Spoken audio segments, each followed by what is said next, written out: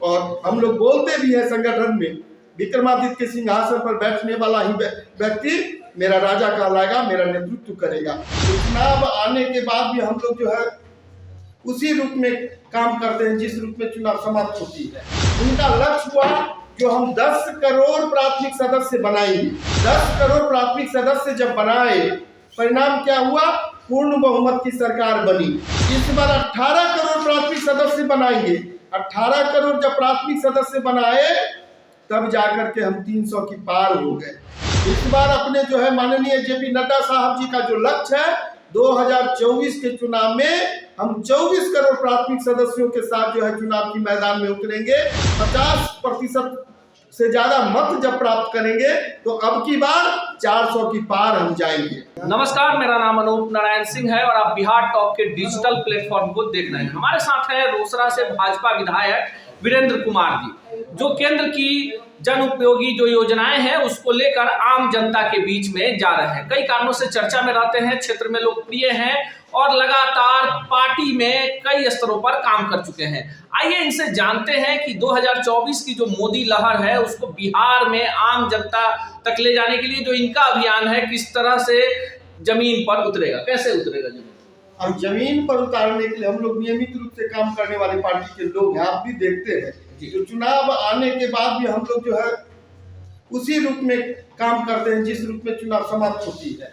और आप आंकड़ा देखेंगे तो जिस समय वाजपेयी जी की सरकार बनी थी उस समय हमारे पास प्राथमिक सदस्यों की संख्या मात्र 2 करोड़ थी।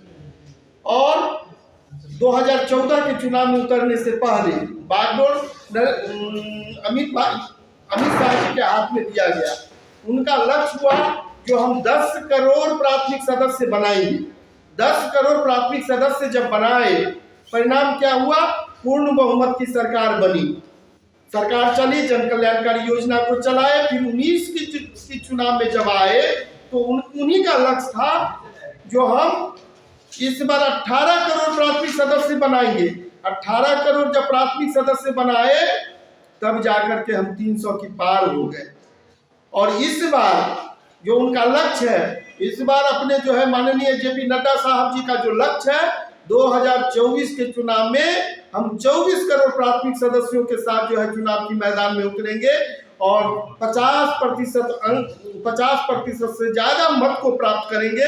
50% से ज्यादा मत जब प्राप्त करेंगे तो अब की बार 400 की पार हम जाएंगे। आखिरी सवाल, 3 राज्यों में जिस तरह से बहुमत मिला है, सेमीफाइनल माना जा रहा था और सीएम पद के लिए भाजपा ने जिस तरह से आम कार्यकर्ताओं को आगे किया है, आप भी विधायक हैं, पार्टी के पुराने कार्यकर्ता, आपको क्या लगता है क्या बड़ा मैसेज दे दिया बीजेपी ने? देखिए, आंतरिक लोकतंत्र भारतीय जनता पार्टी में, और यह मोदी जी की गारंटी है। और आंतरिक लोकतंत्र की जो मजबूती पार्टी के अंदर है उसी का परिणाम है जो एक सामान्य कार्यकर्ता भी भारतीय जनता पार्टी के शीर्षस्थ पद पर पहुंचते हैं। इसी का परिणाम है मध्य प्रदेश में नया नेतृत्व विकसित होना, छत्तीसगढ़ में नया नेतृत्व विकसित होना और राजस्थान में नए कार्यकर्ताओं के हाथ में जो है वहां की बागडोर को सौंपना। और हम लोग बोलते भी हैं संगठन में, विक्रमादित्य के सिंहासन पर बैठने वाला ही व्यक्ति मेरा राजा कहलाएगा, मेरा नेतृत्व करेगा।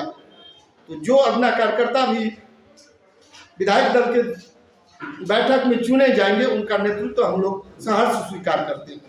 यह है वीरेंद्र कुमार जी और इनका मानना है कि जिस तरह से नरेंद्र मोदी की सरकार केंद्र में बेहतर कार्य कर रही है उसी का परिणाम है कि आज पूरे देश में मोदी लहर और प्रचंडता के साथ लोगों के सर पर चढ़ा हुआ, और यही कारण है कि जो जनादेश है वो भाजपा के साथ। ऐसे ही खबरों के लिए जुड़े रहे बिहार टॉक से। यूट्यूब पर लाइक और सब्सक्राइब करें, बेल आइकन जरूर दबाएं। फेसबुक, ट्विटर और इंस्टा पर फॉलो करें। धन्यवाद।